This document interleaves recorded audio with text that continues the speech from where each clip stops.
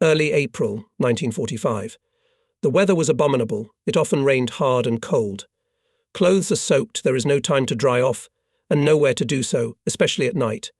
During the day, the enemy withdraws almost without a fight, leaving one village after another. But at night, Hitlerites stop in settlements, organize defense and resist with such persistence that it is impossible to smoke them out of there without a serious fight. And in battalions of people, or, as it is customary to say in the army, active bayonets, there are not enough. I have more soldiers in my battery than in the battalion I support, so I have to stop for the night in the field, in front of a village occupied by the enemy, and freeze all night, often in the cold rain. On April 5th or 6th, 1945, in the evening we come to a large village, which is spread along the banks of a small river. It rained all day long. Overcoats are swollen from moisture.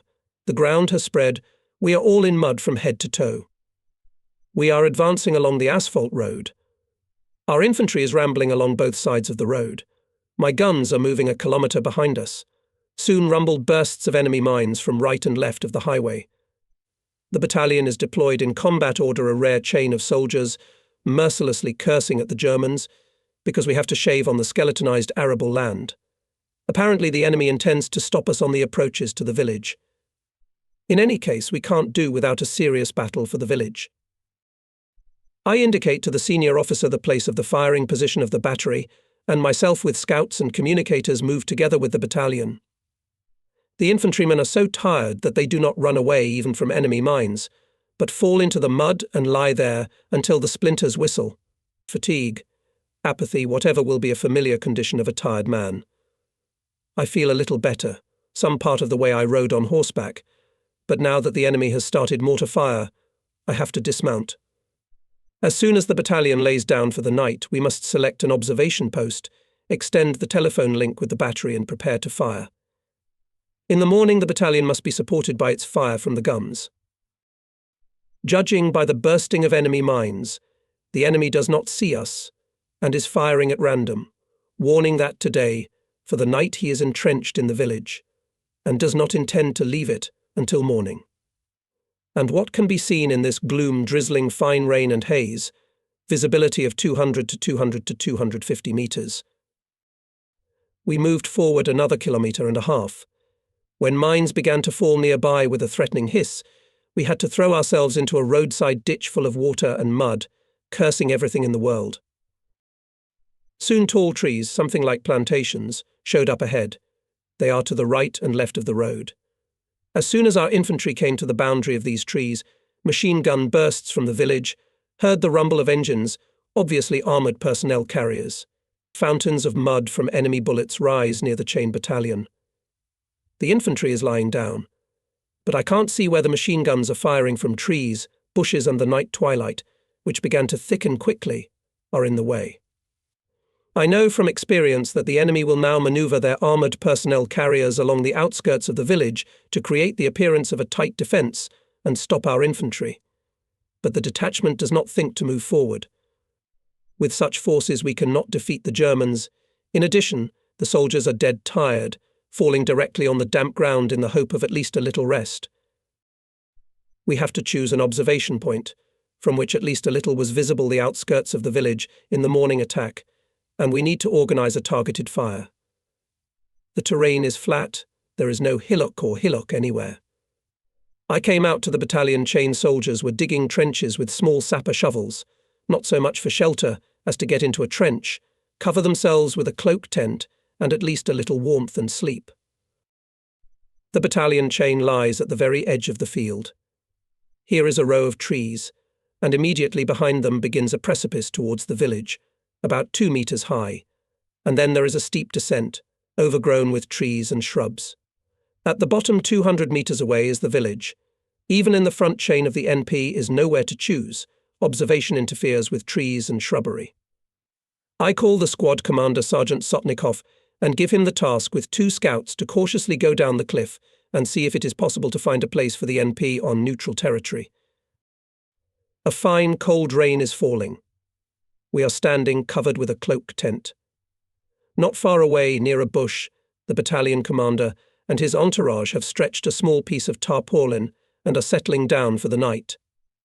I and my soldiers stand waiting for Sotnikov, hoping that maybe they will find something suitable for the NP. It takes about 40 minutes before the scouts return. Sotnikov excitedly whispers to me that they found on the slope near the village of an empty stone bunker in the cliff. The entrance to it is closed with an iron door. From the bunker, it will be possible to keep watch over the village. There is sparse shrubbery. From our front edge to the bunker to 100 meters. It turns out that it is in the middle between the battalion chain and the village, where the Germans are.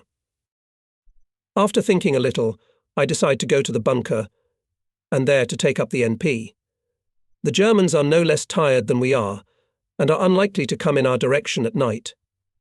I informed the battalion commander of my decision and, of course, not a word about the bunker, otherwise the whole battalion would move there. The battalion commander asked to be more careful. After all, the Germans were only 100 meters away. I sent Diminsky to warn the company commander against the chain of which the bunker, so that in the morning they would not throw grenades at us when they went on the attack. Carefully down the cliff down, then between the trees and bushes we make our way to the bunker. It's cut into the bottom of the cliff. Only the entrance, a rather massive metal door, wide of 2 halves, protrudes from the ground. We stop, listening carefully to the darkness of the night. Everything seems to be quiet. Slowly, so as not to squeak, we open one leaf of the door and enter the bunker. It is quite high. Up to the ceiling is not less than 3 meters, in width not less than 5 meters. The walls and ceiling vault are lined with large cobblestones. The far side is lost somewhere in the darkness. It is at least 10 meters away. The door is closed, and I turn on my buzz light. The bunker is empty and clean. We settle down near one of the walls not far from the entrance. Telephonists connected the connection with the firing position and the division commander. The bunker is dry, not like the field. We open the door ajar, listening carefully to the outside sounds. In the village, to the outskirts of which is no more than 100 to 150 meters, you can hear the noise of muffled engines and the clanking of tank tracks. There is no doubt the enemy has tanks, and their shooting from a closed position cannot take them.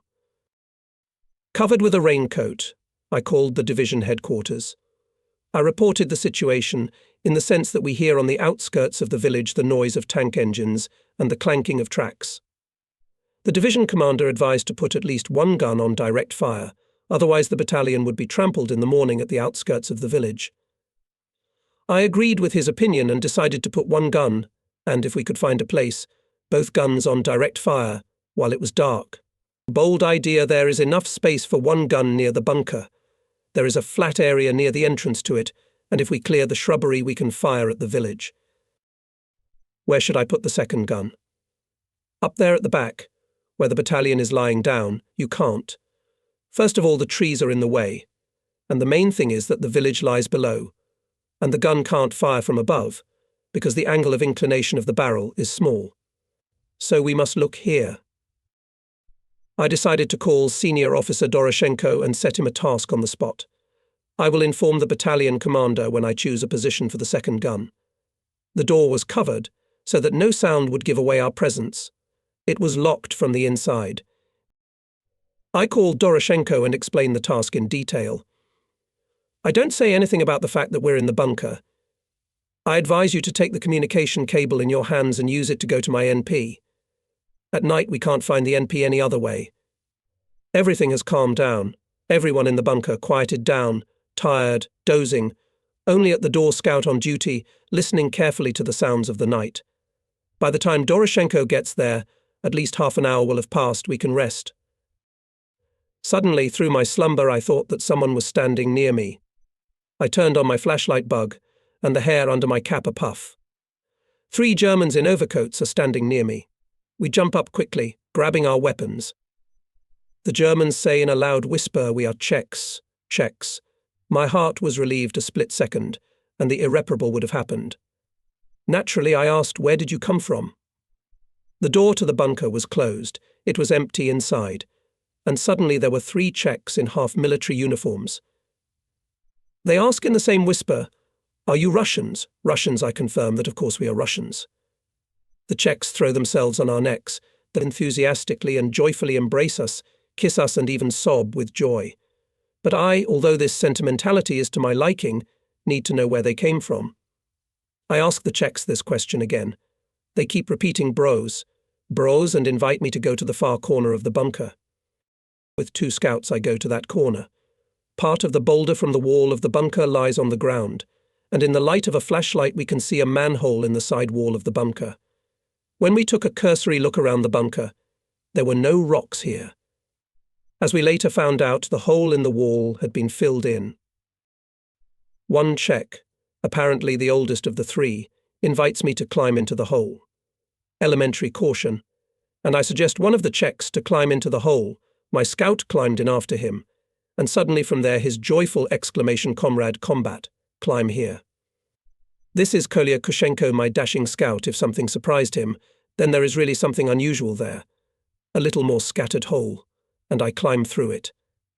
In the dim light of a few candles and my flashlight I saw, to my surprise, another part of the bunker, even larger than the first. By the quiet sound of many voices, mostly female, I could sense that there were a lot of people here.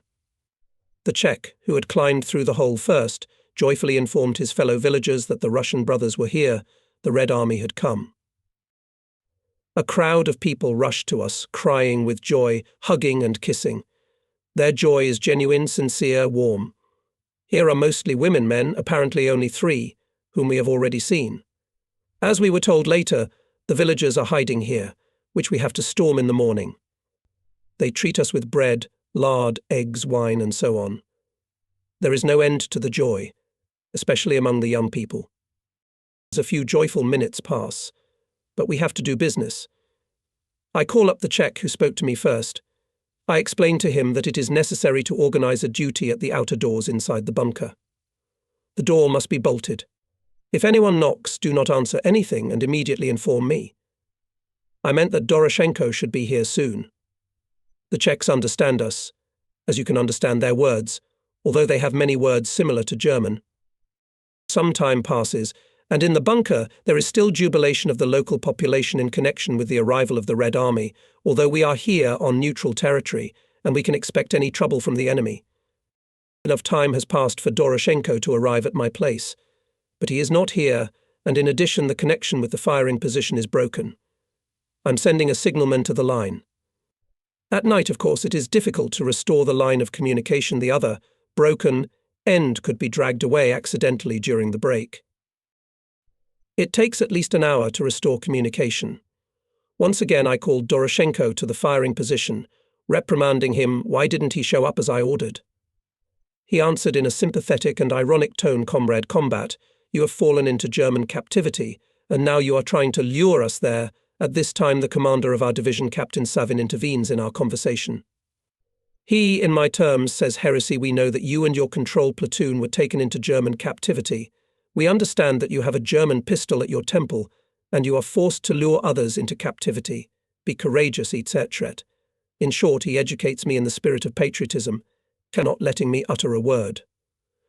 Then he informs me that he is sending an assault group with anti-tank grenades to our rescue, and that if the Germans do not free us, they will blow up the bunker. I try to explain that there is no captivity, that I am really in the bunker and on neutral territory. To make a long story short, we agreed that the assault group, having surrounded the bunker, will wait until I come out to them alone, and then we will come to an agreement. In general, the matter took a serious turn. The message about our captivity went through the regiment, division, etc. I called up the Czechs who were on duty at the door and asked, did anyone knock on the door of the bunker? They replied that there had been a knock, but no one answered them. I realized what was going on. Hearing the knock on the door, the Czech replied, "Ein moment" in both Czech and German. That means 1 minute. Hearing this, Doroshenko, of course, thought that it was the Germans and we were their prisoners, because the communication cable by which they came here was brought into the bunker. In general, it was not enough that we also beat each other for the pleasure of the enemy. I ordered the scouts to open the door and listen carefully into the silence of the night. Soon a faint rustle was heard. I half-voiced asked Doroshenko, "Are you?" He replies, "Aya." I told him, "I'll come out to you alone now, don't shoot." He understood. and I came out of the bunker and approached the bushes where the assault group was lying down.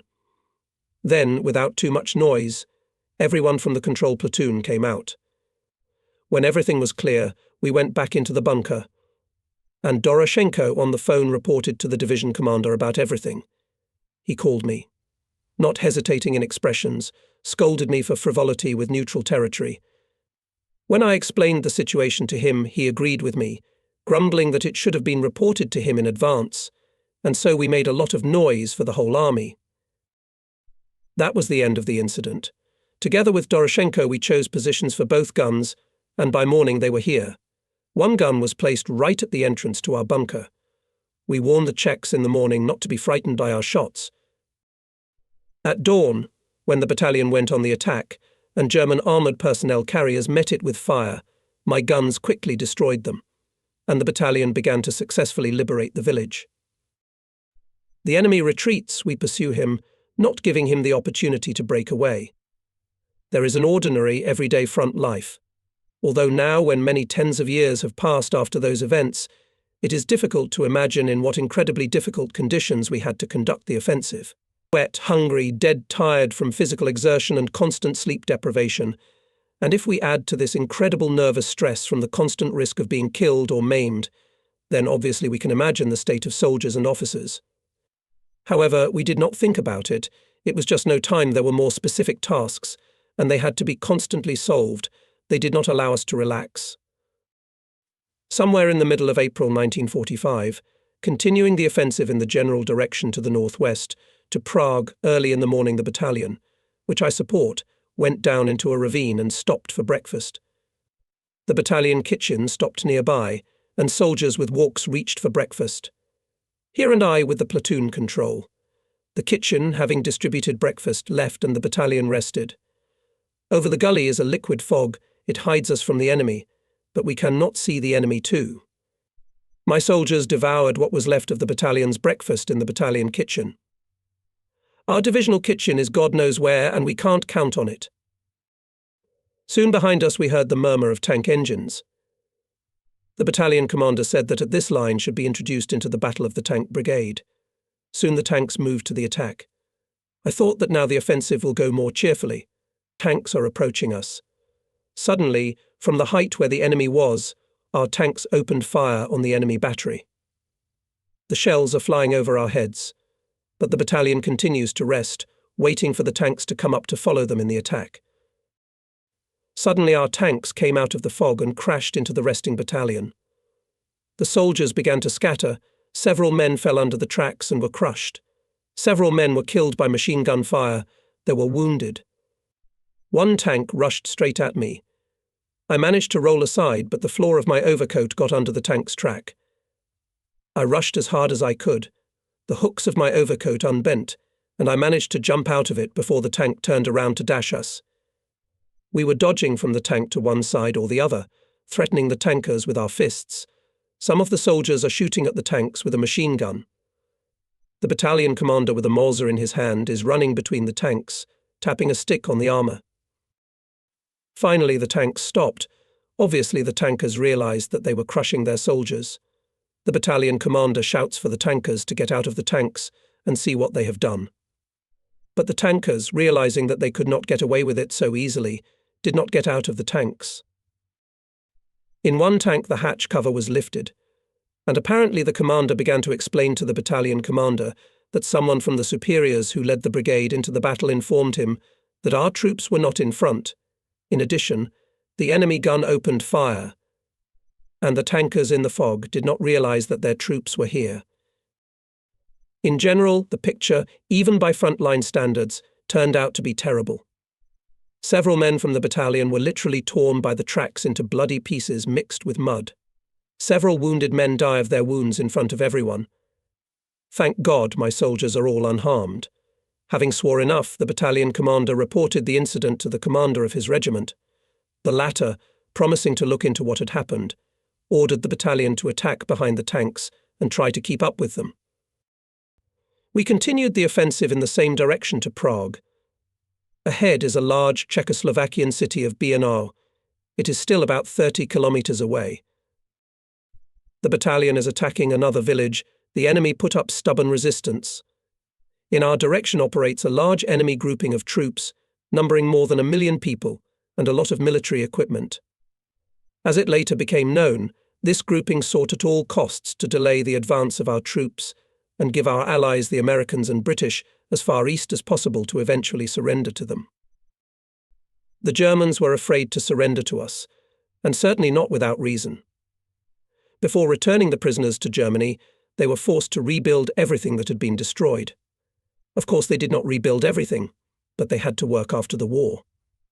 Together with my scouts and communicators, I followed the battalion across a flat, open field, not a bush or a hillock anywhere, to take up a post. An enemy sniper obviously paid attention to my group. Several bullets whistled near me, and a few exploded at my feet. The sniper shoots bursting bullets, which, even if lightly wounded, inflict heavy wounds. There is nowhere to hide from him. To our left, 50 meters away, there is a small irrigation canal. The bank is steep, 1.5 meters high. We jumped into the water. It was waist deep, and the water was very cold, but there was no choice. Just jumped into the water, as on the place where I was standing just now, a cloud of bullet burst. Had I delayed just for a second, the bullet would have been mine. We waded through the water for 150 meters, trying to get out of the firing zone. Ahead on the right is a village. The battalion has already captured the outskirts and is fighting in the village. We jump out of the canal and run over to the outermost houses. I take a position on the roof of one of the houses, almost in the center of the village. Visibility is severely limited by other houses and trees near them. The infantry is fighting literally for every house, and it is difficult to determine where anyone is. I opened fire of the battery on the far outskirts, and then gradually pull the bursts closer to those places where the firefight is particularly strong.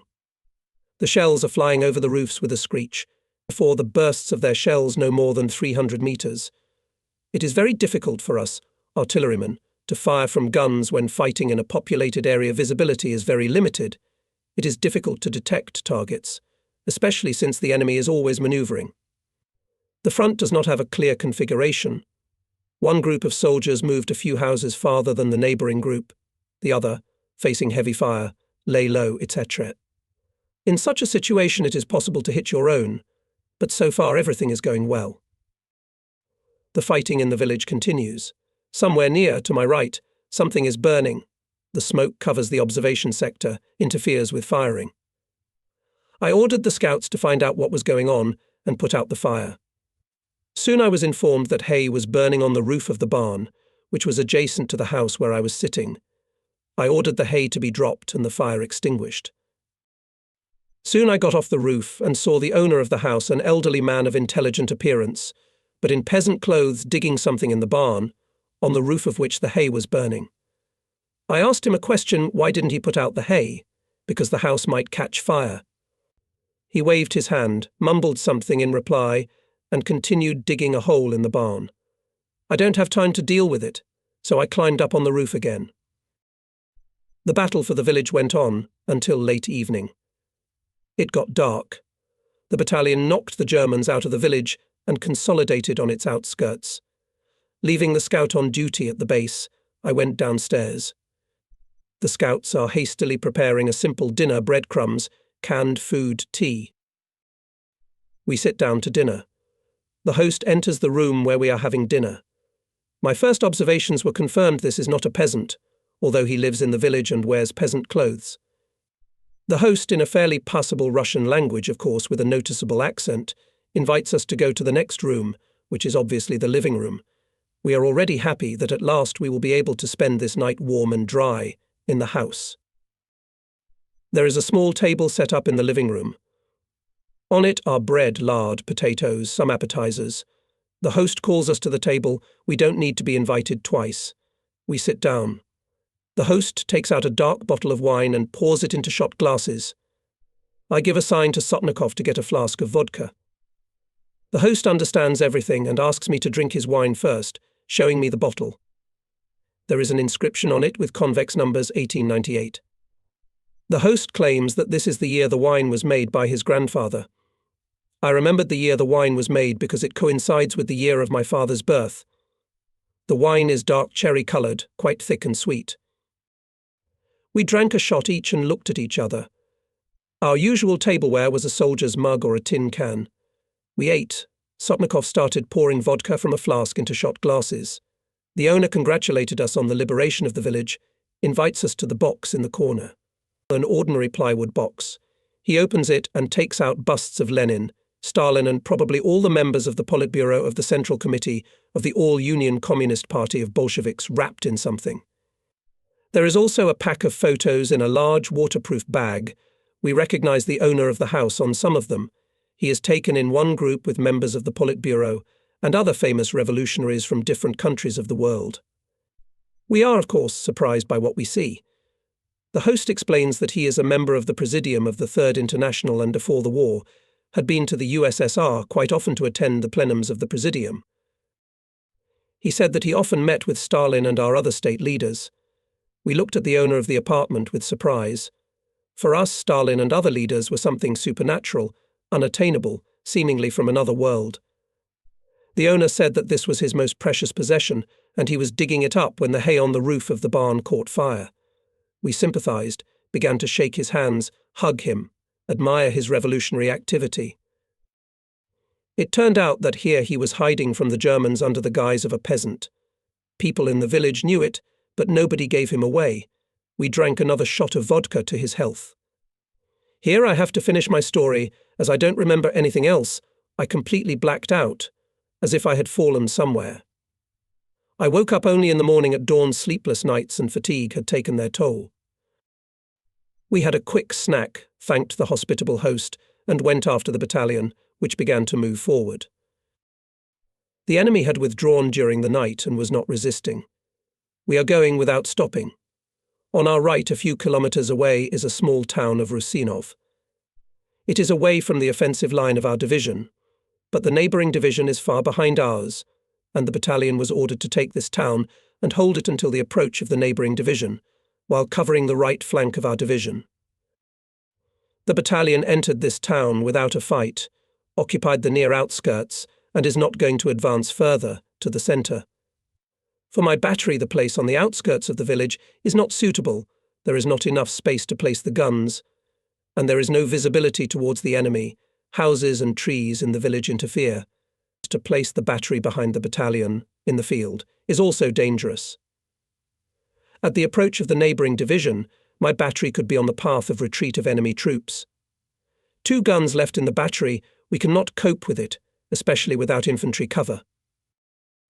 I'm going with my scouts to the centre of the town. In the middle of the main street in the centre of the town stands a tall, massive church, further a small central square. There are also a few 2-story houses here. The rest of the houses in the town are 1-story. We are met in the centre of town by a small delegation, obviously the local government. They greet us cheerfully and apologise for the modesty of the meeting. The fact is that this town is still in the German rear, and our appearance here is unexpected for them. I was told that at the other end of the town, where there are no our soldiers, there is a fuel depot and German vehicles are constantly refuelled there. We looked along the straight main street in the direction the Czechs were pointing. Indeed, 1.5 kilometers away we could see a few cars huddled against the houses. There is also camouflaged enemy armoured personnel carrier. Cars, one by one refuelled, drove out of the city. The Czechs who met us invited us to a house for a small lunch. I expressed my doubts about the safety of such an event under the enemy's side. But the local chiefs suggested to put up an armed patrol. Soon 3 Czechs appeared, dressed in green overcoats of the Czechoslovak army, with rifles on their shoulders. I asked the senior to keep a close watch on the street leading to the fuel depot, and to inform me immediately if the enemy appeared. I did not want to offend the local authorities, who were not afraid to meet us in such a difficult situation. A small table with snacks and wine was set up in the house. No sooner had the Czechs made the first toast and drank with us than a Czech ran into the room and informed us that a German vehicle was coming from the fuel depot. We quickly jump out of the house and run to the church. The church walls are steep. There is no fence or any other shelter behind which we could hide. I shouted to the platoon commander Diminsky to run to the right side of the church and there to meet the German car, I ran to the left side of the church. The car should come from the right, and I can't see from behind the church where it is now. I have in my hands a brand new German trophy hand machine gun, which I will tell you about a little later. I tried on the machine gun to see how high the car could be. Before I had time to think something, as a German car of the type Dodge 3-4. With a covered body drove up and stopped near the church at the neighbouring house, literally 3 meters from me. There is a German standing on the footplate of the automobile. I pull the trigger, one shot rattles, and the machine gun does not fire again. The German standing on the step falls on the road. Another German jumped out of the car and ran into the entrance of the house. The car tore and rushed forward toward the battalion. By this time my battery had begun to take up a firing position just inside the town, not far from the battalion but ahead of it. There were vegetable gardens and a small area, or rather a vacant lot. The German car rushed towards the battery. There it was spotted and began to quickly unfold the gun for firing. The Germans saw my guns and turned 90 degrees to the right, where the field road went. I jumped out on the road, pulled the bolt of the machine gun, going to give a line on the car in pursuit, but the bolt in the rear position stood on the safety. There was not a single cartridge in the magazine, and I had none in reserve. It was useless to shoot from the gun. The fleeing car was already at least 200 meters away. While the guns were turned around, the car disappeared behind the outskirts of the houses. Deminsky ran up. Scouts from the machine gun gave a line in the direction of the car. It turned out that while Deminsky was running, where I pointed him, the German car had already passed and he did not have time to shoot at it. There is a trace of gasoline on the road. Perhaps I damaged the gasoline line. The car should not go far. My scouts had already taken 2 bicycles from the locals and with automatic rifles rushed after the car, which by this time had already left the town and, wagging on the road, was driving forward. I ran to the firing position of the battery. It is not excluded that other enemy vehicles could appear, because we, in fact, in the rear of the enemy. I quickly arranged the guns, indicated the approximate direction of firing, loaded the guns. At the church I put out my scouts to watch the street, which led to the gasoline warehouse, and timely warned the battery of the danger. Soon the scouts on bicycles returned and tried to catch up with the car. Indeed, a bullet from my machine gun hit the gasoline line. The car drove out of town and soon stood stuck in the road mud, in addition, and the gasoline apparently leaked out. By the time the scouts arrived, the Germans who had jumped out of the car were already far away. The car obviously was the headquarters. There, according to the scout story, were some boxes with papers and several suitcases. The scouts took 2 suitcases and brought them to me. When I opened the suitcases, they contained military uniforms. In one was a general's uniform of our army. In the other, it looked like a general's uniform of the Hungarian army. By this time, the deputy commander of our division, Captain Yurchenko, had arrived at the battery. Having learned about the trophies, he took for himself the general's uniform of our troops. I was left with the Hungarian one, an overcoat of green material of diagonal type with black velvet collar, tunic, pants, cap, etc. Soon I left for my NP, which was here, in the attic of a house, not far from the firing position of the battery, but ahead of the battalion. I examined the terrain. Visibility was limited. There were houses and trees all around, but the approaches to the town were visible. There was nothing suspicious. To the gasoline depot on the opposite outskirts of the city, German cars and ours are coming from time to time. In this case, if our cars approached, German cars at some distance, hiding behind the outskirts of the houses, waiting for their turn in general, something like gentlemanliness. I can't fire at them from my gun's direct fire. I can't see the target. The houses are in the way from a closed position. I can't. The smallest sight doesn't allow it. That is, the houses are in the way too. If you raise the barrels above the roofs of the houses that are ahead of the guns, the shells fly away for several kilometers, and lower it means you will hit the nearby houses. Here we observe at times the picture of refueling vehicles. The battalion commander knows about it, but does not show interest. He has to wait for the neighbouring division to return to his regiment. Here I can divert from memories and tell the story of the ill-fated hand machine gun, which I had at that time and failed at a critical moment. When Kalashnikov assault rifle appeared in the army after the war, I was surprised by its resemblance to the machine gun that I had in my hands in April 1945. I know that the designer of the Kalashnikov assault rifle, Mikhail Timofeyevich Kalashnikov, who received great recognition all over the world for the simplicity of its design and good combat qualities, was self-taught and had no special education. Before the war and in its first year he served as a sergeant in a tank regiment. After he was wounded, while recovering in the hospital, he took up construction in a primitive workshop. He studied the design of similar trophy weapons and eventually succeeded in designing an automatic rifle, which was adopted under the name Kalashnikov assault rifle. It is quite possible that he was also familiar with the new German lightweight hand machine gun, which appeared in the German army at the end of the war and fell into my hands as a trophy. The external resemblance was striking, and the device of such a machine gun, of course, I did not know. It was not up to that.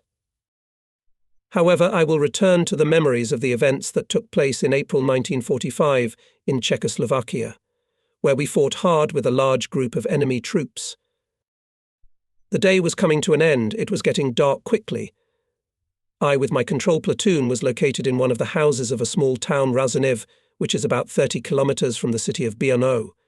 The yard of the house where we were located was surrounded by a rather high concrete fence. The night passed quietly, but early in the morning, as soon as it began to dawn, I was awakened by my orderly and told that the owner of the house had come to see me and wanted to talk to me urgently. I got out of bed and invited the master in. He was in a rather agitated state and informed me that the Germans had come. I thought that the civilian Germans who I knew lived in the vicinity of his house had come. An alarm flashed through my mind. Have my battery men done something wrong? I asked my host. What do they want with me? The owner shrugged his shoulders in confusion and muttered unhappily, and somehow anxiously, German soldiers. It quickly dawned on me that under cover of darkness the retreating German troops had entered the city. I quickly jumped out of the house, raising everyone on their feet to take a circular defense. Immediately I gave a command by telephone to the firing position to battle. I quickly went up to my position. In the city I can already hear rifle shots, machine gun bursts. Obviously our battalion has entered the battle. In the morning haze visibility is very poor. But you can see how the German soldiers are already between our house and the houses where the battalion is stationed. There is the main firefight. We were already in the near German rear. At the battery, which is about 200 meters away from our house, my soldiers took the defense and occasionally shoot back with rifles and automatic rifles. The Germans, having noticed our guns, bypass them. They know that there are no jokes here. One of the German grenades flew into our yard. A fragment wounded my horse. I have two of them. One is a parade horse from the Romanian royal stables. The other one is our formation horse, perfectly trained in cavalry commands. That's the one that was wounded.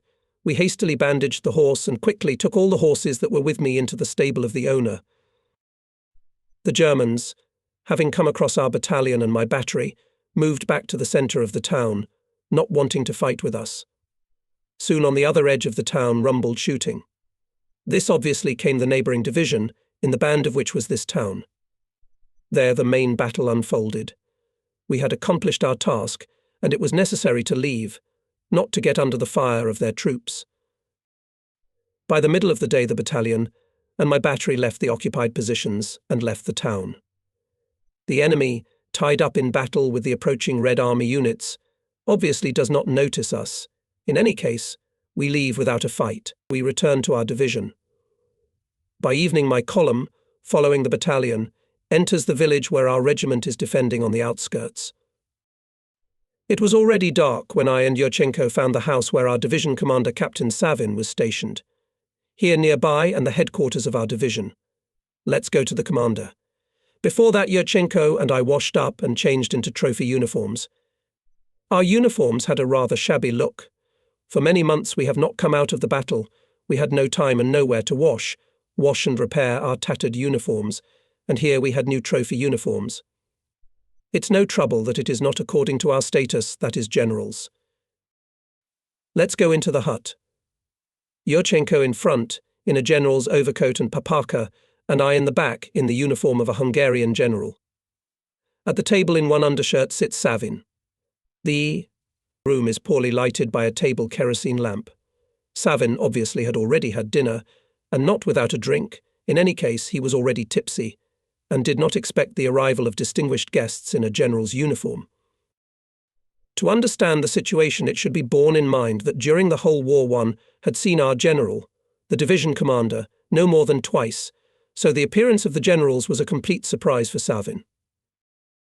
He slowly rises from the table, and, as he was in his undershirt, introduces himself to the arriving superiors. We did not expect such a result.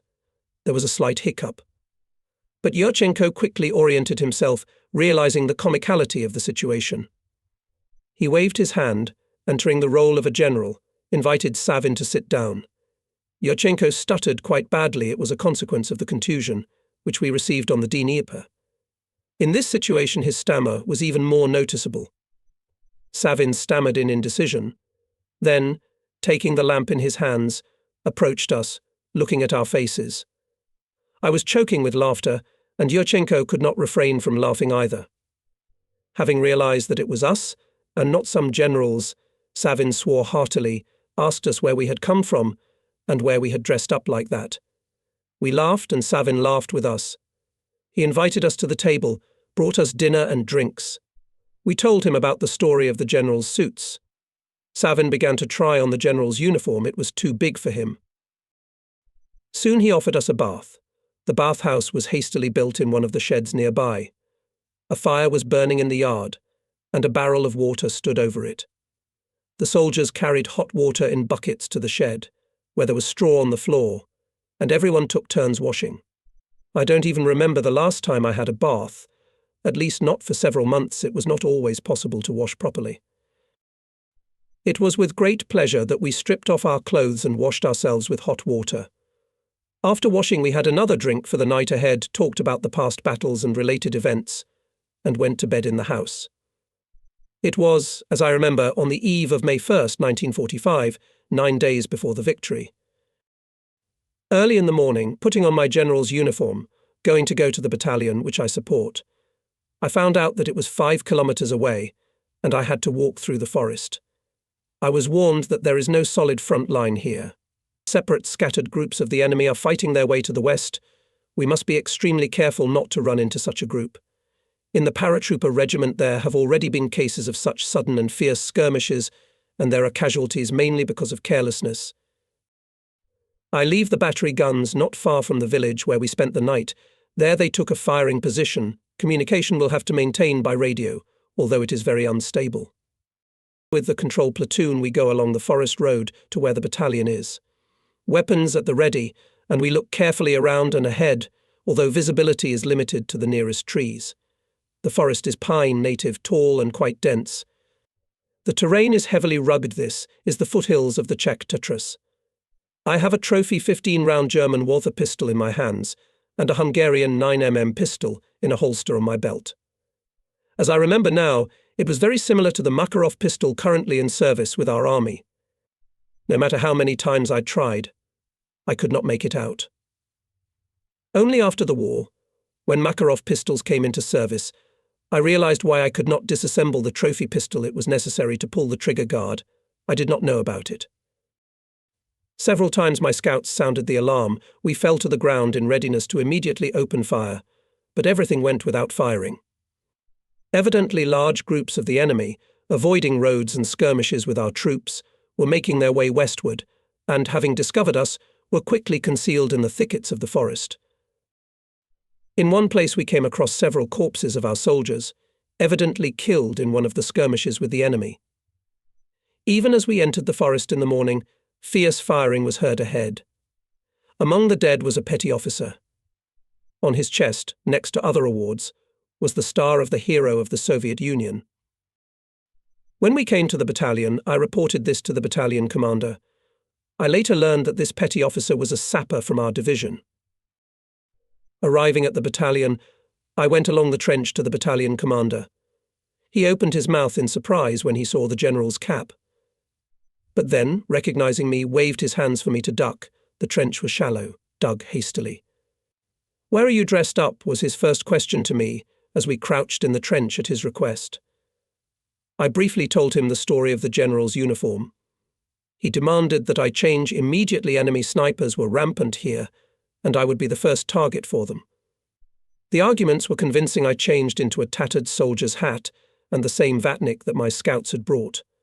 I took up an NP. Communication with the firing position is there, but very unstable. Today is May 1st, a holiday. The battalion commander congratulated everyone. We drank a sip of vodka, ate some breadcrumbs and went ahead. We are attacking the village, on the outskirts of which we are now. My battery fired several volleys on the village, and the battalion began to attack the village. The enemy, shooting back, retreated. Soon we entered the village. I sent scouts to the highest house in the village to occupy the NP. Here in the courtyard of this house was placed the battalion commander with his command. Soon my scout reported that the entire attic was full of bales of cloth. Battalion soldiers found a large number of the same bales in other structures of the house. The soldiers began to gut the bales. There were various good fabrics, like Boston and others. The soldiers tore off pieces, some velvet, some diagonal, some whatever they wanted, and wound them instead of shoelaces. I had to leave this yard for another NP. My battery moved to another firing position, closer to the front. The liaison officers stretched a cable telephone line. The communication worked steadily. The battalion was positioned on the far outskirts of the village and was not going to advance further. The soldiers celebrated May 1st as best they could. The weather was spring-like. It rained often, and there was the usual spring thaw. The front was moving all the time. The supply of food and forage was bad. The hay was also bad. Whoever could get what he could fed the horses with it. The neighbouring villages in our rear were already, as they say, united. In the village we entered in the morning we could buy oats. I sent SGT, Sotnikov, the commander of the reconnaissance section, to find where we could buy oats. Soon he came back and reported that he had made an agreement with the village headman, who promised to give us as much oats as we needed. I called Senior Officer Doroshenko at the firing position to send 2 riders with sacks for oats to our village. He soon informed me that he had sent Kaganovich and 1 more rider with him. Kaganovich was sent to my battery about 2 weeks ago. He was a colonel, demoted to private by the military tribunal. As I remember, he was the head of a test airfield at one of the aircraft factories somewhere in the Urals. He was demoted for some sins. I sent him to the gun crew as a rider. Each gun was carried by 6 horses, and for each pair of horses there was 1 rider. On the first 2 pairs of riders sit on horseback in the saddles, and on the third pair, which is called the route carrier, the riders sit on the seat of the charging box. This is where Kaganovich was assigned. He went in a colonel's overcoat and papaka. Although no officer in the division did not have an officer's overcoat, all wore the usual soldier's overcoat. More than 2 hours passed, and Kaganovich is not there. I called again to the OP, but they do not know where he is. I was worried as if they had not been ambushed by some German group on the way, especially since the colonel's overcoat and papaka an attractive target for the enemy. But Doroshenko reported that Kaganovich changed into a soldier's overcoat and cap. Soon the scout on duty reports that on the farm, which is 1.5 kilometers away from the village where we are, in the direction of the enemy, heard firing from our machine gun and the German. I approached the stereotube. Visibility is poor, greatly interferes with the haze. It is impossible to make out anything there, but at times I can hear cues from our machine gun. I went down from the roof of the house, where I was at the base, and went to the battalion commander to find out what was going on. But he said that he had not sent anyone to the farm and did not know what was going on there. Besides, he had received an order to fortify himself in this village and not to move forward. I returned to my post. It was already dark when I was informed that the regimental counterintelligence detained 2 drunken soldiers with looted goods, and one of them was Kaganovich. I realized that in the farmhouse heard the work of my soldiers. Already later I learned some details of this incident from the interrogation of Kaganovich and the Uzbek soldier who was with him. Having come to our village, Kaganovich first of all refueled himself with wine, because the Czechs received us well and treated us well. And then their drunken fantasy led them to a farm, where they really dispersed the Germans' military guard sitting there, hung out a homemade red flag, which we saw in the stereo tube, thinking that the Germans wanted to provoke us, and added more drinks there. In a gunfight with the Germans, they drunkenly killed a civilian, and then foolishly picked up various junk in the houses with which they were caught. Payback was swift. A week later, our counterintelligence officer informed me that Kaganovich was shot by sentence, and the soldier was sent to a penalty battalion. This is such an unpleasant incident occurred in my battery on May 1st, 1945. But he was not alone. When we came to the village, there were 2 wagons with me, one personally mine, on which my orderly carried some clothes and food. There were also several cameras there, trophies that my scouts had collected, knowing that I knew something about photography. My general's uniform was also there. The village, or rather, the approaches to it, where we were on the morning of May 1st, the enemy shelled quite heavily from mortars. There was nowhere to shelter the wagons and horses. The battalion commander decided to send the kitchen and 2 of his wagons to the rear. My household also joined them. To the ordinarian I ordered that he and the wagons should stay with the battery commander until I called.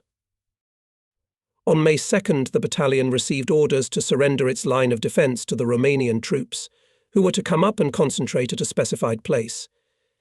The commander of our division gave me the task to provide with the battery fire, if necessary, a change of troops, and to arrive by the morning of May 3rd at the point indicated to me in the direction of Biernal. On the evening of May 2nd, I called the OP and asked the battery petty officer where my wagon and orderly were. The petty officer reported that he had not seen anyone, and that my wagon and the platoon's wagon had not appeared at the OP. When the battalion started to change shifts in the evening, I asked the battalion commander where his kitchen was located. He answered me that the kitchen had not arrived at the appointed place. And in the morning the scouts I sent out found the place where the tragedy had occurred. It was 2 kilometers behind us. Apparently, a small column of our wagons and the kitchen of the battalion ran into a German group that was making its way westward through the local forests. The road here went through the woods around a fairly large height. On the left a steep slope of the height, on the right a steep cliff. This is where our wagons were ambushed. Apparently the Germans hit them with a flamethrower. Under the cliff lay the charred corpses of my beautiful horses from the wagon harnesses. Charred parts of the wagons and property were scattered around. There were no soldiers riding on the wagons. The remains of the battalion kitchen were also found nearby. Early in the morning I took off from my NP and moved through the woods back to the village, where we spent the night 2 days in a row. On the way we passed by the place where the tragedy had occurred. It was worrying that the fate of the rider and the ordinarian was unknown. Soon we arrived safely in the village, and my guns arrived there as well. We had a little rest, had lunch, put ourselves, horses and equipment in order. In the evening the column of the division moved forward, on the road to the city of Brno. This is the 2nd largest city in Czechoslovakia after Prague. We pass the city of Brno late at night. We take the battle order, and in the morning battalions moved into the attack. Surprisingly, the attack goes almost without shots. The Germans withdraw without firing at us, and we also go without firing 500 to 600 meters from them. At times we stop. The battalion needs to tighten its fighting order, to give at least a little rest to the tired soldiers. We were moving to this line all night. The soldiers took out breadcrumbs, briquettes of porridge or soup concentrates from their bags, chewed, drinking from flasks. The Germans, seeing that we have stopped, also stop. We see them well, they see us, but no one shoots. Everyone is sick of war. Our soldiers shout to the Germans and wave their hands for them to come to our side.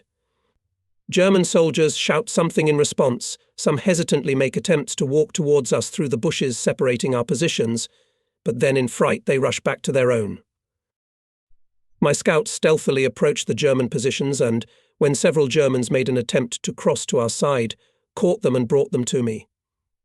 They were elderly soldiers, looking around fearfully in anticipation of reprisals. They had been drafted into the army by total mobilization and were obviously in their 50s. They answer my questions with one answer: Hitler kaput. They don't know any other words. The soldiers give me some makhorka and breadcrumbs. The Germans calm down. I try to explain to them that at the first opportunity I will send them to the collection point of prisoners, and meanwhile they come with us.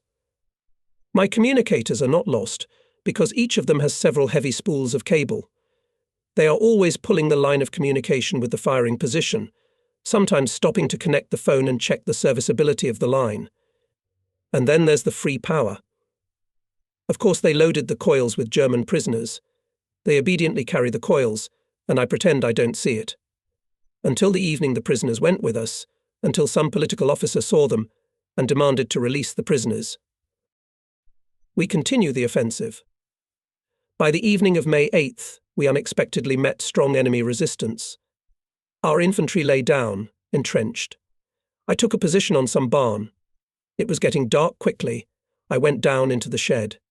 We laid down on a pile of lentils, poured directly on the floor of the shed, went to see the battalion commander, who is nearby with his headquarters. He informed me that a battle reconnaissance is scheduled for the morning here, obviously is a pre-prepared enemy defense line. We will break through in the morning. And since we know almost nothing about the enemy, we decided in the morning one battalion to conduct combat reconnaissance to take enemy fire. The other battalions should spot German firing points to then conduct a short artillery preparation and attack with the main forces. The enemy, as usual, is firing flares all along the front line, and occasionally his machine guns in the combat guard fire. By the middle of the night everything subsides, only the rockets continue to fly up into the night sky. Suddenly in the middle of the night my radio operator shouted something at the top of his voice. I woke up from this shout and swore at him. The enemy is 400 meters away from us and can hear in the night silence, and even plant a mine.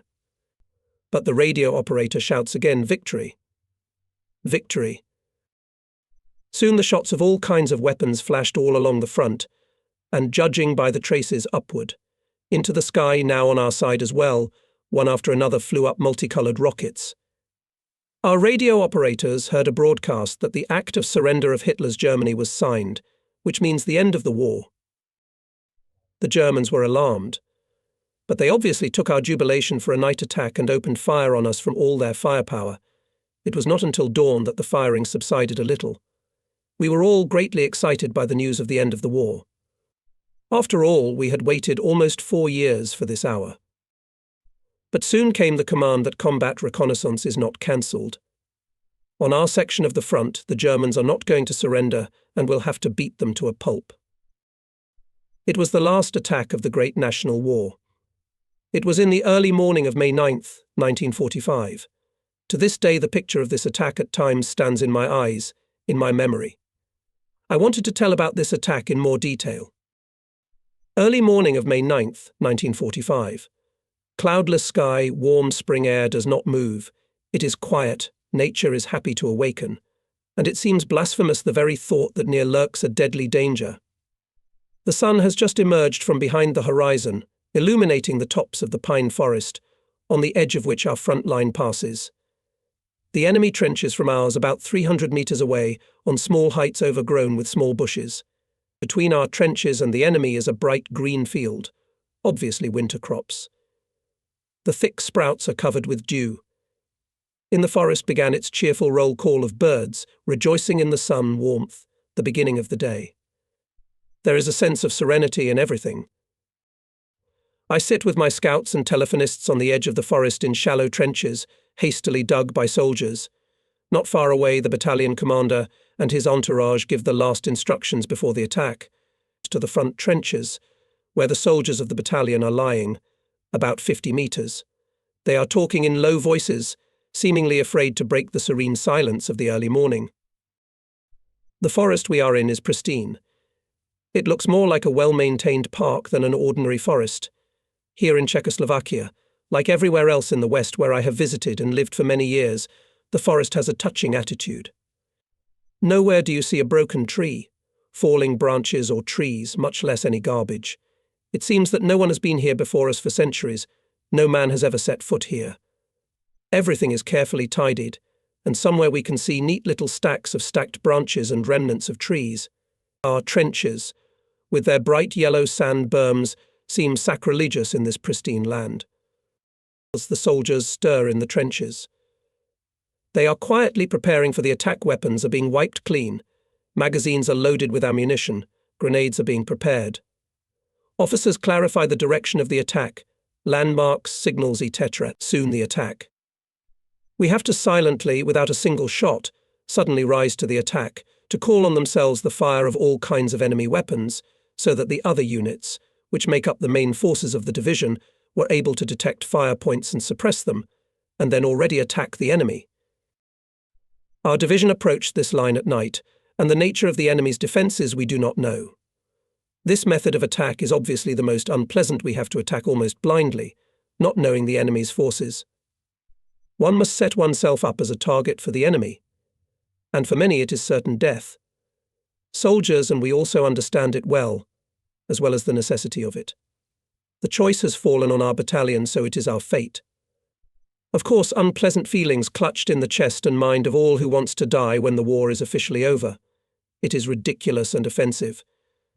Tense silence, only quiet conversation, and the fiddling of soldiers preparing to attack. I look carefully through binoculars into the distant bushes. Enemy trenches are visible there. There is no continuous trench, which means that the enemy defence was taken hastily and hardly had time to properly create a system of fire. I share these considerations with the battalion commander. He says, not without reason, that 2 enemy machine guns will be enough to put down the rest of the battalion. His mood is heavy. He can be understood. The end of the war, and the soldiers will surely die under enemy bullets. And we cannot avoid this fate. We officers have no advantages over the soldiers in this regard. Rather the opposite. Both machine gunners and snipers are primarily hunting for officers. Without a commander, the army is very difficult to resist the enemy, especially in the offensive. He does not yet give any signs of anxiety. This is good for us. It means that for some time our attack will be a surprise for him. It would be good to run to his trenches, and there he cannot resist the paratroopers. Unfortunately, this is unrealistic. The enemy also keeps surveillance, and of course will detect us before we get to him. The last minutes before the attack. Everyone, without giving any sign, in his heart hopes that he will be missed by an enemy bullet, but just in case he says goodbye to his relatives and friends, remembering them before the attack. Everyone's faces are serious, even the jokers are hushed. Not up to jokes. There is a difficult and dangerous work. The time of the attack is approaching. There are only minutes left. The battalion commander stands up in full height and, addressing us, says, "Well, men, let's go." Then he gives a command to the battalion Slavs: attack, forward. The soldiers of the battalion amicably rose to their full height. The chain menacingly bristled with bayonets, stern faces of the soldiers, silently going into the attack. The enemy is suspiciously silent. What is it decided to let us get closer, and then shoot the battalion in cold blood? Or he hasn't detected us yet. We've gone 20 paces. 30. Soon the silence of the morning was cut by the choking, some frightened crack of the enemy machine gun. Someone fell killed or wounded, someone lay down, and then the voice of the battalion commander, picked up by company and platoon commanders, attack. Forward, Ura. The battalion seemed to shudder, exhaling a polyphonic Ura. Hooray! The chain moved forward at a run. Suddenly a mighty roar of hundreds of voices erupted behind us. Ura, the entire front of the division, as far as we could see it, jumped out of the trenches and moved after us. The unforeseen happened. The soldiers of other battalions couldn't stand it, seeing their battle comrades going into the attack to fight the enemy to the death, the last attack in this war. Here it is, the soldiers' loyalty to the front brotherhood, without slogans, without unnecessary pathos, the impulse of the soldier's soul, coming from the heart. Comrades are in trouble. The enemy will concentrate all his fire on the liquid chain of the battalion, and hardly anyone will survive. And if the whole front is going to attack, then there is less danger for everyone. Hardly any of us thought about it at that moment. Some unknown force pushed the soldiers out of the trenches without any command. Over the field, there was such a formidable roar of Ura, which in all the long years of the war and dozens, if not hundreds of attacks, I had never heard. The enemy machine guns were choking. It seems that the soldiers could not stand it. They would lie down under fire. but a formidable avalanche of Soviet soldiers with some inexpressible persistence, determination, unstoppable and swiftly moving forward. Someone falls down, hit by an enemy bullet, someone lies down under enemy fire, but carried away by the general impulse, overcoming fear, gets up and runs after his comrades. Up to the enemy trenches 100 meters. The formidable Ura is not silent over the chain of battalions. Suddenly, one by one, the enemy machine guns are silenced, only mines continue to rumble somewhere behind the chain. The enemy could not withstand our attack. Throwing weapons, enemy soldiers jump out of the trenches and, looping and looking around, run away through the bushes to their rear. Some with raised hands and inexpressible fear in their eyes, pulling their heads into their shoulders, waiting for their fate. Here is the enemy defense. I catch myself in the fact that I, along with everyone else, shouting hurrah, hurrah. We're skipping the German defense. We keep moving forward. We need to consolidate the success, not to let the enemy come to his senses. Our soldier is so resilient. German soldiers have just been firing, and now they stand with their hands up, and to any question they have one answer: Hitler kaputt. One of the soldiers on the move tries to make conversation with a prisoner in some improbable language. Here they treat the prisoners with makorka, and then wave their hands for them to go to our rear, to the assembly point. The soldiers are catching German soldiers in the bushes, who from fear did not dare to surrender at once, and now are confused where to go, forward or backward. More than an hour has passed since the attack began. The enemy, not resisting, continues to withdraw, rather to take their feet away. The road to Prague is open. They yesterday began an uprising against the German occupiers. Our radio operators have intercepted the appeal of the citizens of Prague, asking them to help faster. Hurry to Prague. We move all day and all night with short breaks. The soldiers are tired to the point of exhaustion. We manage to rest, or rather to sleep for 2 hours in turn on the wagons. My horse was tired too. In the middle of the night I sent a scout to the tail of the battery column with the order that the foreman send a substitute horse. Soon I moved to the substitute horse and sent my horse to the foreman, let it rest. It was dark night, the sky was covered with clouds. My battery is ahead of the battalion, which lagged behind by 2 kilometers there. The soldiers are on foot. I ride at the head of the column, ahead of our troops are not. At times I fall asleep in the saddle, but I wake up quickly, as if someone pushes me in the chest. Next to rides Diminsky with scouts, who also dozed off. The road is asphalt, smooth, and the monotonous ride puts me to sleep. Approaching dawn, according to the map ahead of a major population centre, a small town, up to him about 5 kilometers.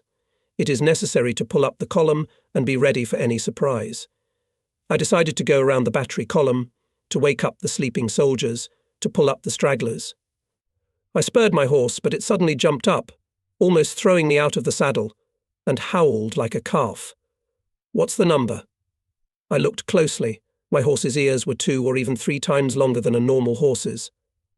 I wiped my eyes, the same picture. I got off the horse, looked at its head with long ears with amazement, looked back, and it had a calf's tail. What a scarecrow. I pinched myself once more to make sure I wasn't dreaming, but everything was fine. Then my scouts arrived, looking at my dewlap, laughing. Soldiers from the gun crew came up and were also looking at the gimmick with surprise and laughter. One soldier, an Uzbek by nationality, told me that it was not a horse, but a mule, a mixture of a donkey and a horse. It was not enough for me to ride it into the city. I called the foreman and asked, in which zoo did you get this stuffed animal? He guiltily justifies that somewhere along the road they took some trophy horses. Obviously among them was a mule, but it was dark, and they did not pay attention to him, so he came to me. We had a good laugh. I took off the mule's saddle, gave him a kick in the ass and moved to my rested horse. For a long time afterwards my scouts teased me about how I garcetted on the donkey. A good laugh is a release for nervous tension. We continue moving forward. It has already dawned, the clouds have parted, a warm sunny morning has come. Ahead in a kilometre from us we see the outskirts of the settlement. Wait for the approach of infantry long. I send forward Diminsky with scouts to find out the situation. With binoculars carefully examine the outskirts. I didn't find anything suspicious, but war is war, and for us it's not over yet. Diminsky and his scouts are approaching the outskirts. I carefully observe them. Everything seems to be calm. Diminsky gives a conditional signal, no enemy. The battery column continues to move forward. While we were moving, on the outskirts of the city gathered quite a large crowd of locals, waving at us, shouting something. We come closer, Diminsky rides towards us, and reports that, according to the locals, the Germans left yesterday. We dismount and walk towards the crowd of locals. In front, a fat man, twice as fat as me, runs straight at me with open arms. I take a step to the side, and he piles on Diminsky, who was walking behind me. There are cheers of joy from the locals, hugging and kissing us. They're giving us something to eat. I decided to stop the column and wait for the battalion. I should have a rest and at least an hour of sleep, but the genuine, sincere joy of the locals does not give such an opportunity. Everyone, especially women and girls, want to touch our hands. They are chirping happily. There are few men. We are treated with wine, cigarettes, unusual for us. Lively, joyful conversations, someone is already singing. The song is picked up by the locals, the well-known Russian Katyusha. More than 2 hours passed while the battalion approached, and we moved forward, escorted by kind-hearted residents. We passed the city without stopping, faster forward, to Prague. In the afternoon we passed the town of German Brod. Our aviation worked well here. We pass a military airfield. This is a graveyard of German military airplanes. Many are broken. Others have their noses in the ground, tail feathers back. Some are still smoking. The weather is perfect, sunny, warm, the trees have blossomed, spring is raging. We pass by some station. On the tracks is a military train with military equipment, obviously an artillery regiment. It has not even had time to unload, and was hit by our aviation. On the platforms, guns and new tractors, cars like American Dodge 3-4. Someone of my subordinates suggested that on these cars we would quickly catch up with the Germans. I had a bold idea to take these tractors. In the battery found tractor drivers, combine harvesters, but there are no chauffeurs. But it's decided, done. We're taking the trucks off the platform. They don't need to be refueled, the gas tanks are full. We harnessed our horses. I ordered the petty officer and his men to wait for the rear of the division and move with it. Hooked up their guns to the cars and forward. Scouts from somewhere brought me a light car, a floating all-terrain vehicle. In the military school we were taught to drive a tractor. Its control was lever control. Like a tank you need to turn to the right, pull the right lever, to the left lever, but here you have to turn the steering wheel. My car is trotting along the road to the right or to the left, and it is trying to go into the ditch. In general, I'm not a very good driver, and the other cars are desperately looping all over the road. One is already in the ditch on its side. The soldiers are laughingly pulling it out of there. They laugh, but it doesn't take long to maim people. Someone suggests the idea that we should take German prisoners as chauffeurs. On the outskirts of the city there is a collection point for prisoners of war. I send there one of the experienced soldiers. Soon they bring the captured chauffeurs, all of them in black overalls. I put them in the cars, and it started, except for my car. The German mumbles something, spreads his hands. I realized that the engine was defective, it was leaking oil. There's no time to repair it. I left the car near the shed of some Czech and went ahead. By evening we stopped in some forest. It is pristine, as if someone had cleaned it specially for our arrival. However, all forests here are like that. We settled in for the night. All the prisoners were put in one place, under a big tarpaulin. I put an extra sentry near them. Early in the morning, the sun had not risen yet. The sentry woke me up and said that someone had come to see me. I climbed out of the cabin of the car where I was sleeping and saw a regimental counterintelligence officer with machine gunners. He asks, "Where are your Vlasovites?" I don't understand his question, what Vlasovites? Then he says, "Where are the prisoners who sat on the cars as chauffeurs?" I realize what the matter is and explain that they are German prisoners. He claims that they are Vlasovites. I showed him where they were sleeping. He pulls down the tarpaulin and gives me a command, "Come on, you bastards, get up." The chauffeurs jumped up and stood with their heads down.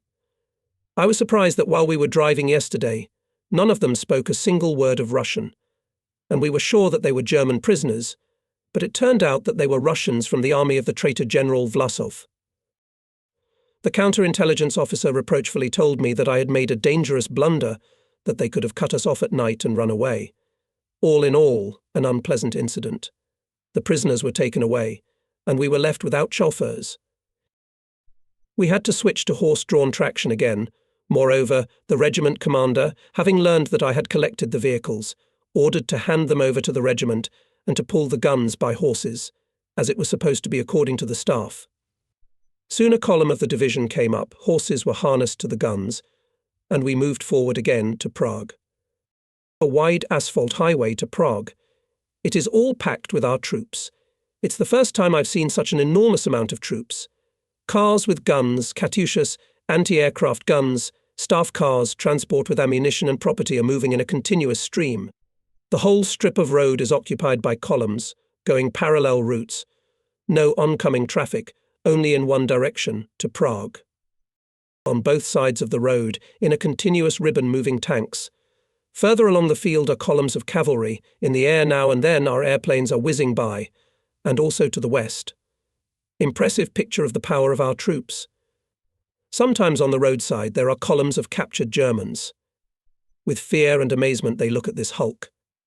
In 1941 to 1942, they walked briskly on our land, demonstrating the power of their army. Now it is our turn. However, our soldiers have no anger towards the prisoners. We understand that it was not by their own will that they went to fight against us.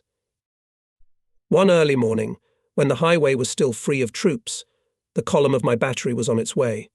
Suddenly I see that a column of wagons is coming ahead, and judging by the horses they are Germans. Their horses are powerful with short tails, just in case the scouts prepared weapons.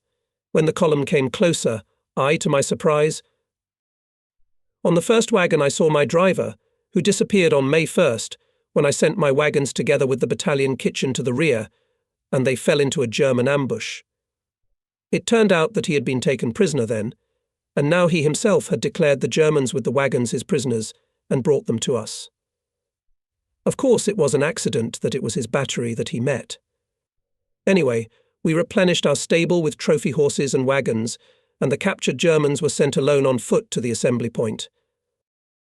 The avalanche of our troops was moving unstoppably in the direction of Prague. Tanks of the First Ukrainian Front from Germany have already arrived there, but there are no infantry, and without infantry it is difficult for tankers alone to consolidate the victory. And Prague is included in the zone of action of our Second Ukrainian Front. We still have 2 or 3 daily crossings to go to it. One of the days I was searched for by a messenger from the regiment headquarters with the order to come to the Chief of Staff. I was at a loss to guess what was the matter, had the counterintelligence officer blown it about the Vlasovites. The headquarters is not far away. I went there on horseback. Soon I found the Chief of Staff of our regiment, Major A. T. Pugak, reported to him about my arrival. He asked me how things were in the battery. I reported, and he in turn informs me that by order of the regiment commander I was appointed Chief of Regimental Intelligence, with what he congratulated me and ordered the battery to surrender to Senior Lieutenant I. Why? Kulikov, this is my frontline comrade. Back in 1943, in the summer on the Northwestern Front, I was assigned to accompany young lieutenants who had arrived from schools to our division. Among them was Kulikov. He had just returned from a course of battery commanders. The transfer of cases did not last long, and the next day I already began my new duties. On May 12, 1945, the parts of our division reached the Sazawa River and concentrated near the town of Bezdikov, 50 kilometers southeast of Prague. Our combat operations against the Nazi troops ended at this line. On May 14th, parts of the division, having made a 35-kilometer march, concentrated in a forest reserve near Prague. On the same day in the evening we celebrated the Day of Victory. A modest dinner in the front way, instead of tables, shell crates, instead of glasses, tin cans, but our joy was boundless. Almost 4 years of hardest trials and losses, incredible tension of physical and moral forces, long and difficult roads of war, dotted all over the earth with the mass graves of our fighting comrades. We recollected about all this at our festive dinner. We recollected about it in the post-war years, when the veterans of our division, led by our permanent chairman of the council, hero of the Soviet Union, Lieutenant General Ivan Ivanovich Gromov, gathered for the next meeting in Ukraine, where we fought, and in Moldova, where we also had a chance to fight, and near Stara Russa in the Novgorod region, where in the forests and swamps we fought the enemy, and in Moscow, the capital of our state. With the first toast and a minute of silence, we always remembered our fighting comrades who remained forever on the front lines. There were many exciting meetings with the local population when we visited the mass graves of our fellow soldiers dear to us. In a protected forest near Prague, where the government docks were located, we stayed for about 2 weeks. A long-awaited serene vacation, we blissfully relaxed. Sometimes we went out to the edge of the forest, and from here we had a good view of Prague from the heights on which it was situated. Below came the streets filled with jubilant people, the houses drowned in the green of the trees, the city streetcars. It was all a wonder to us. We could not believe that the war was over, that we did not have to dig trenches and take up firing positions and observation posts. To some extent we felt insecure, we were so used to peaceful life. We tried not to appear unnecessarily in the city, let the people rejoice. But the people of Prague quickly found their way to us. Every day we were visited by photographers.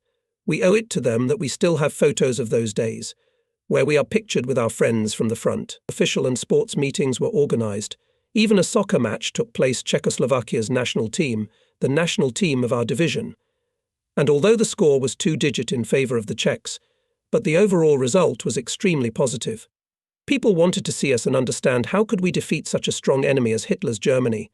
No army of other countries was able to offer any serious resistance to the Nazis, and only our army, our soldiers and officers who were here with the citizens, were able to defeat such an enemy. This was interesting for the citizens of Prague, and they treated us with genuine joy. We paid them back in kind. Soon I was summoned to the headquarters of our 53rd Army, where there was a 3-day gathering of intelligence officers of divisions and regiments. The results of the battles were summarized, and at the same time we were introduced to the organization of the armies of the United States, England, France, arguing that we should know our allies. At the same time we were also taught the organization of the Japanese army, without explaining why we needed it. We did not give it due importance, and only much later realized what the matter was. To our surprise, it was announced to us against our receipt that we were not to divulge to anyone what was discussed at the training camp.